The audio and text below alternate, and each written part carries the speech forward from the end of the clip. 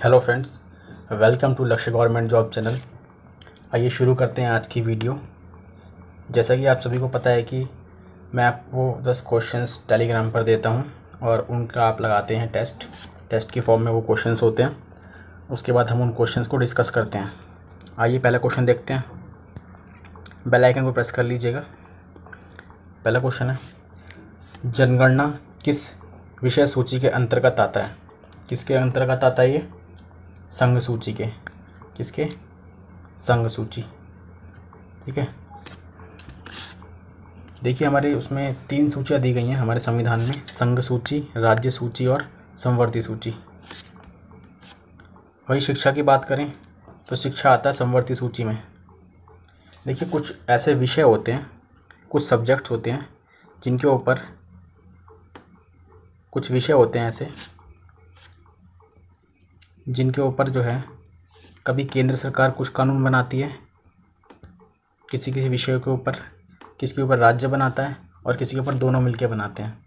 तो यहाँ पे इसका मतलब ये है कि किस विषय के अंदर आता है, सब्जेक्ट किसके। तो यानी कि किसका है ये? संघ सूची का है, यानी संघ जो है इस पर कानून बनाएगी। शिक्षा संवर्ती सूची में आती है। और जनगणना की बात कर लेते हैं। जनगणना दिया हुआ है इसके अंदर। आखिरी जनगणना जो है कब हुई थी? 2011 में हुई थी, जो कि 15वें नंबर की थी। और अभी 2021 में चल रही है, आपको पता होगा 16वें नंबर की है जो। इसमें जान लेते हैं क्या क्या फैक्ट है जनगणना में। सबसे कम जनसंख्या घनत्व वाला राज्य कौन सा है? अरुणाचल प्रदेश। देखिए ध्यान से देखिए, सबसे कम जनसंख्या वाला नहीं, घनत्व वाला है ये। ठीक है, घनत्व की बात हो रही है। वही सबसे कम जनसंख्या कहाँ की है? सिक्किम राज्य की है। सबसे अधिक जनसंख्या उत्तर प्रदेश की। उत्तर प्रदेश में 75 जिले हैं। इसका राष्ट्रीय फूल जो है क्या है? पलास। क्या है? पलास। ठीक है। सबसे अधिक क्षेत्रफल किस राज्य में है?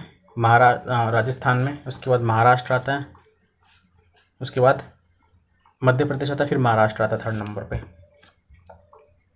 नेक्स्ट क्वेश्चन है, मछलियों के यकृत तेल में इनमें से कौन सा विटामिन प्रचुर मात्रा में पाया जाता है? विटामिन डी पाया जाता है।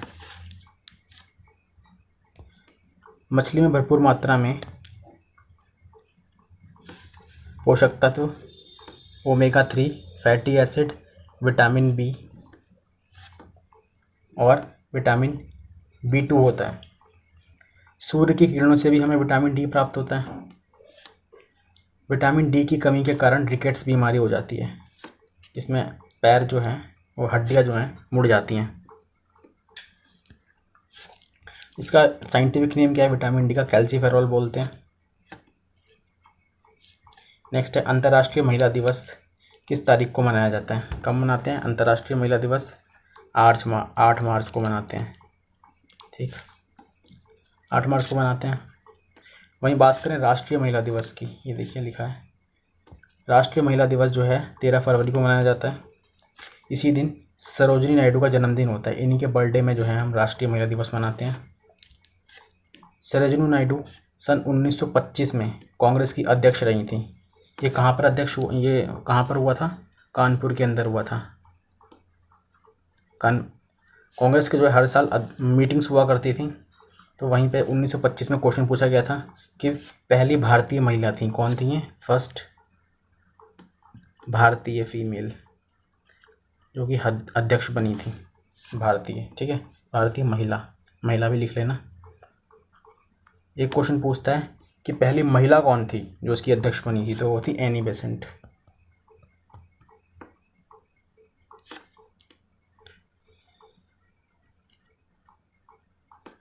ठीक है, कब बनी थी एनी बेसेंट?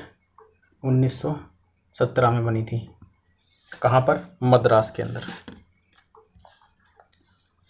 ये जो है भारत की पहली महिला राज्यपाल भी रह चुकी हैं, सरोजिनी नायडू। भारत की पहली महिला राज्यपाल, ध्यान रखिएगा यहाँ लिखा है महिला राज्यपाल। कमेंट बॉक्स में बताइएगा मुझे कि भारत की पहली महिला प्रधानमंत्री कौन थी। इनमें से कौन सा अंतिम मुगल सम्राट था?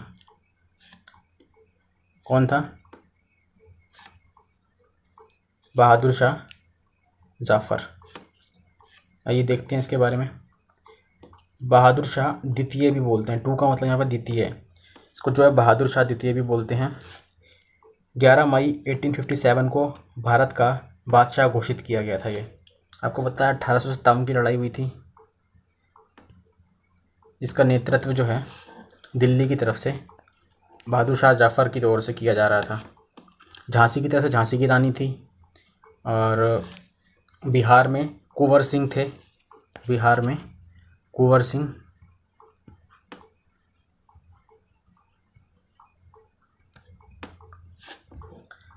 कानपुर से तात्या टोपे थे।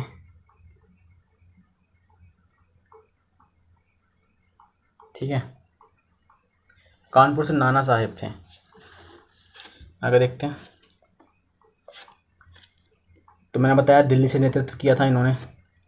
इनकी पत्नी का नाम जीनत महल था, जिन्होंने अंग्रेज़ों की सहायता कर रही थी, जिसके कारण जो है ये आंदोलन असफल रहा। लेफ्टिनेंट हडसन ने बहादुर शाह के सभी पुत्रों को गोली मार दी, ख़त्म कर दिया ताकि उनका वंश ना चल सके, तथा बहादुर शाह को बंदी बनाकर रंगून भेज दिया गया। रंगून बहुत बार पूछा गया क्वेश्चन है कि बहादुर शाह को बंदी बनाकर कहाँ भेज दिया गया था। रंगून में भेज दिया। रंगून कहाँ पड़ता है अभी करंट टाइम में? म्यांमार में। लखनऊ से हजरत महल नेतृत्व कर रही थी। आपको पता है असफल हो गया था ये आंदोलन हमारा। अच्छा, क्वेश्चन पूछता है कि 1857 में गवर्नर जनरल कौन था अंग्रेज़ों की तरफ से? कौन था? लॉर्ड कैनिंग था। कैनिंग, ये भी नोट कर लेना। ये क्वेश्चन एक्चुअली गलत हो गया था, इसके ऑप्शन है ही नहीं इसके अंदर। देखिए क्या क्वेश्चन है, इनमें से किसके द्वारा मौर्य वंश की स्थापना की गई थी?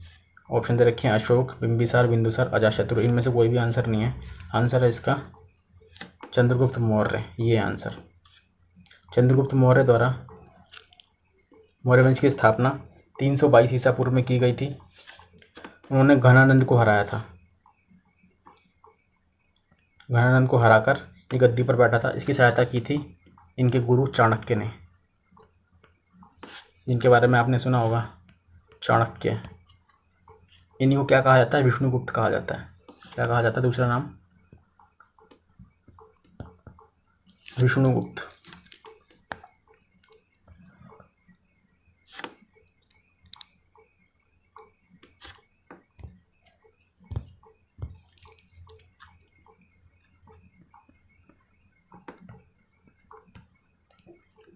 विष्णुगुप्त कहा जाता है इन्हें।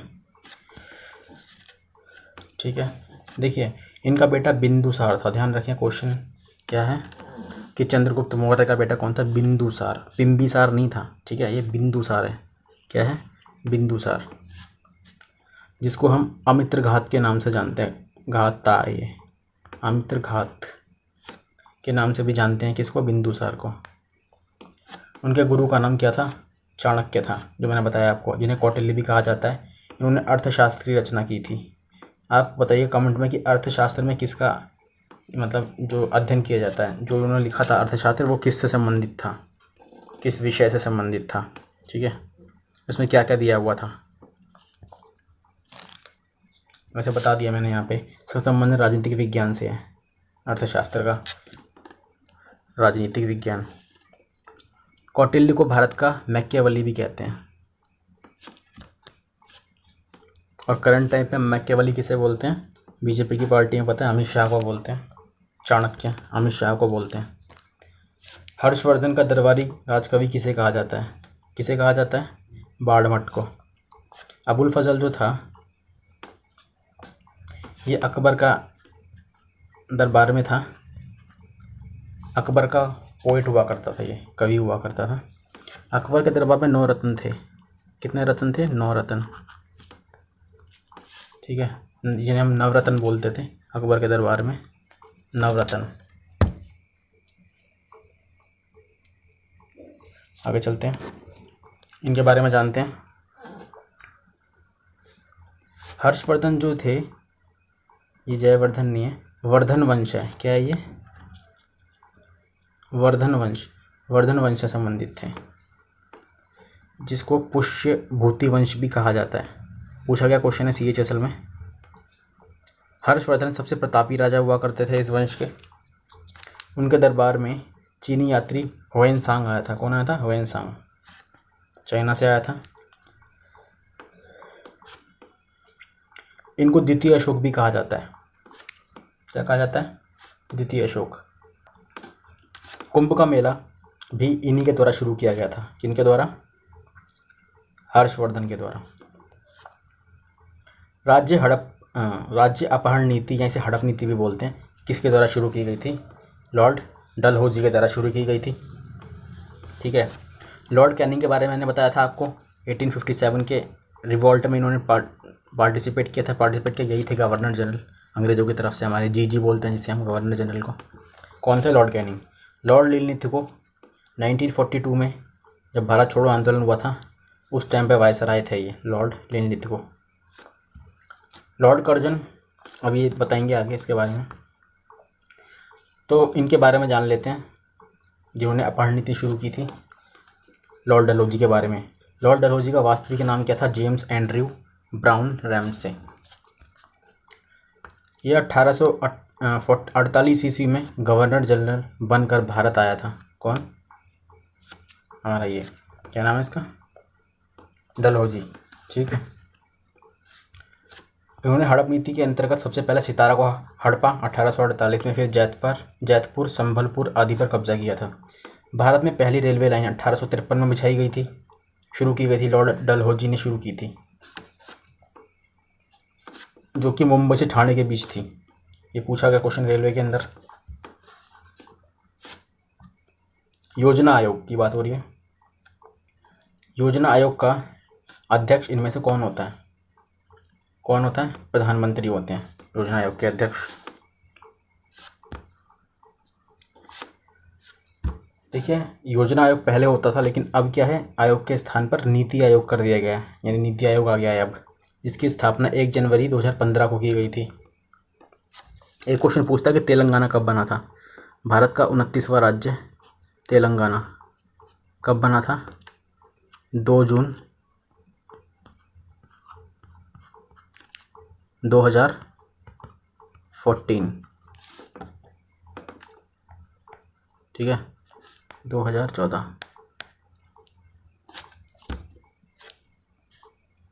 इसमें देखते हैं इसका अध्यक्ष कौन होता है? प्रधानमंत्री होता है।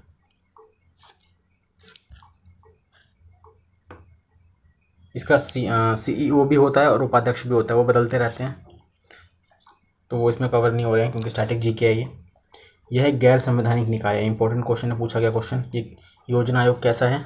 इसे हम नीति आयोग बोलते हैं। ये गैर संवैधानिक क्या होता है? जिसका संविधान में वर्णन नहीं किया गया है। इसका हेडक्वार्टर कहाँ पे है? नई दिल्ली में। अर्थशास्त्र का जनक किसे कहा जाता है? एडम स्मिथ को कहा जाता है। ठीक है, नेक्स्ट देखते हैं। गांधी इरविन समझौता किस वर्ष हुआ था?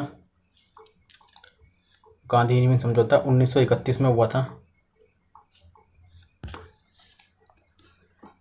अब जान लेते हैं और भी ईयर्स लिखे हुए। ऐसे 1930 3 गोलमेज सम्मेलन हुए थे। 3 गोलमेज सम्मेलन, जिन्हें हम राउंड गोलमेज हिंदी में लिखते हैं, वैसे मैंने इंग्लिश में लिख दिया। कब कब हुए थे? क्वेश्चन पूछा जाता है।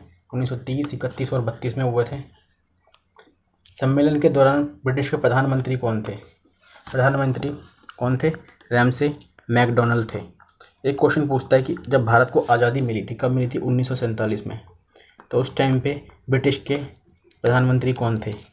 तो क्लेमेंट एटली थे। क्लेमेंट एटली। देखिए, इसमें राइटिंग ठीक नहीं आ रही है, कृपया आप सही से लिख लीजिएगा। थोड़ा इस पेन को यूज़ नहीं कर पा रहा हूँ मैं, इसकी वजह से ठीक से नहीं आ पाई राइटिंग। पहला सम्मेलन जो हुआ था मैंने आपको बताया 1930 में। इसमें किसने पार्टिसिपेट किया था? मोहम्मद अली ने भाग लिया था। क्वेश्चन पूछता है कांग्रेस की तरफ से किसने भाग लिया था? गांधी जी ने। यही यूँ पूछता है कि कांग्रेस ने कब भाग लिया था? 1931 में, द्वितीय गोलमेज सम्मेलन में। या गांधी जी ने कब भाग लिया था? 1931 में, और ये दूसरे नंबर का ही था। गांधी जी जिस जलपोत से गए थे उसका नाम क्या था? SS राजपूताना पूछा गया क्वेश्चन है। और जिस हॉल में रुके थे उसका नाम क्या था? Kingsley hall. गांधी जी को अर्धनंगा फ़कीर कहा गया था, यहीं कहा गया था जब ये गए थे वहाँ पे। किसने कहा था? विंस्टन चर्चिल ने कहा था।